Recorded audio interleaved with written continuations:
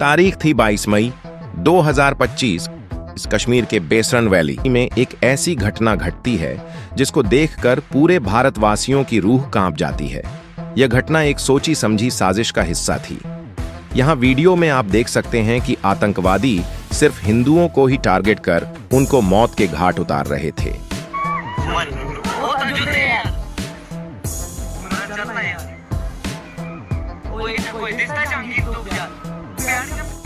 इस घटना में शहीद हुए शुभम द्विवेदी की शादी तो 12 फरवरी यानी इस घटना से 2 महीने पहले ही हुई थी। इस घटना में ज्यादातर लोग अपने परिवार के साथ पहलगाम अपनी मेमोरी को यादगार बनाने के लिए आए थे, लेकिन क्या पता था कि यही यादगार सफर उनका आखिरी सफर बन जाएगा। तो चलिए वीडियो में समझते हैं कि आखिर क्या हुआ था। 22 मई को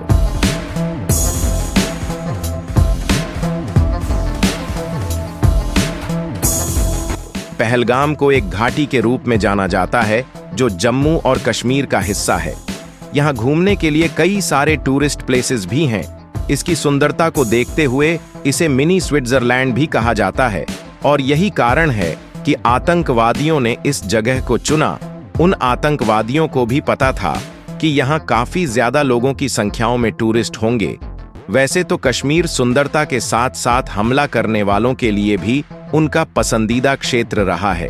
भारत और पाकिस्तान के बीच यहीं से विभाजन हुआ है और यही कारण है कि सबसे ज्यादा हमले कश्मीर में ही होते रहे हैं, क्योंकि पाकिस्तान को गलतफहमी है कि कश्मीर पाकिस्तान का हिस्सा है और यही बात मनवाने के लिए बचकानी हरकत भी करता रहता है और इन हरकतों के बाद इसे भारत के सामने गिड़गिड़ाना भी पड़ता है।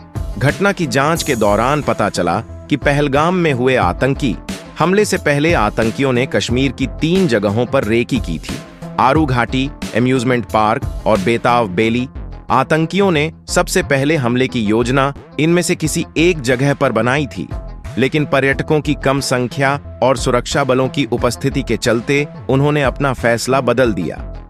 आतंकियों के पकड़े गए ओवरग्राउंड वर्करों ने बताया कि 2 दिन पहले ही आतंकियों ने बैसरन घाटी को निशाना बनाया था। आतंकी कुछ स्थानीय मददगारों के साथ 1 सप्ताह पहले पहलगाम में उस जगह का मुआयना कर रहे थे जहां उन्होंने अपनी इस घटना को अंजाम दिया। वे 15 अप्रैल को कुछ लोकल्स की मदद से पहलगाम पहुंचे थे। इस बीच उन्होंने आरू घाटी, एम्यूजमेंट पार्क और बेताब घाटी की रेकी की, लेकिन सेना का शिविर पास होने के कारण उन्होंने इस जगह को निशाना बनाना ठीक नहीं समझा।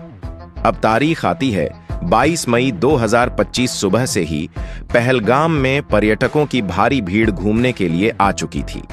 कुछ लोग खाना खा रहे थे तो कुछ लोग फोटो खिंचवा रहे थे। आतंकवादी भी और भीड़ होने का इंतजार कर रहे थे। पहले तो आतंकियों ने अंधाधुंध फायरिंग करने की प्लानिंग बनाई, लेकिन फिर उन्होंने अपनी प्लानिंग में बदलाव किया और सिर्फ हिंदुओं को टारगेट किया। पहले आतंकियों ने लोगों से उनका नाम और धर्म पूछे।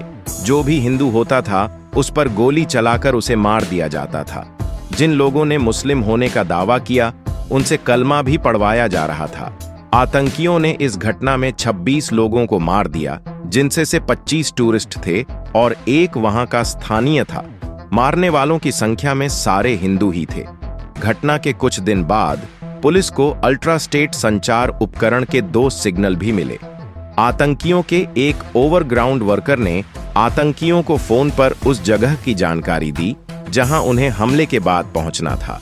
इस उपकरण के जरिए बिना सिम कार्ड के मोबाइल फोन को ऑडियो या वीडियो कॉल के लिए कनेक्ट किया या संदेश भेजा जा सकता है। जिस क्षेत्र में ये सिग्नल पाए गए थे उसकी तलाशी ली गई है, तो वहां ऐसे कुछ यंत्र पाए गए जो सिर्फ गवर्नमेंट जारी करती है। अब ये यंत्र किसने जारी किया पाकिस्तान में, ये तो वहां की सरकार ही जानती होगी, या फिर पाकिस्तान की सरकार ही इस घटना की जिम्मेदार है। केंद्रीय आतंकवाद निरोधी एजेंसी ने मामले की गंभीरता को देखते हुए गृह मंत्रालय के आतंकवाद निरोधी और कट्टरपंथ निरोधी प्रभाग से जारी आदेश के बाद शनिवार देर रात औपचारिक रूप से एक नई प्राथमिकी दर्ज की, क्योंकि पाकिस्तान स्थित आतंकवादी संगठन लश्कर-ए-तैयबा के प्रतिनिधि द रेजिस्टेंस फ्रंट ने हमले की जिम्मेदारी ली है। इससे साफ जाहिर होता है कि इस घटना की जिम्मेदारी पाकिस्तान की सरकार ने ही ली थी। तो कमेंट करके एक शब्द पाकिस्तान की गवर्नमेंट के लिए बोलिए।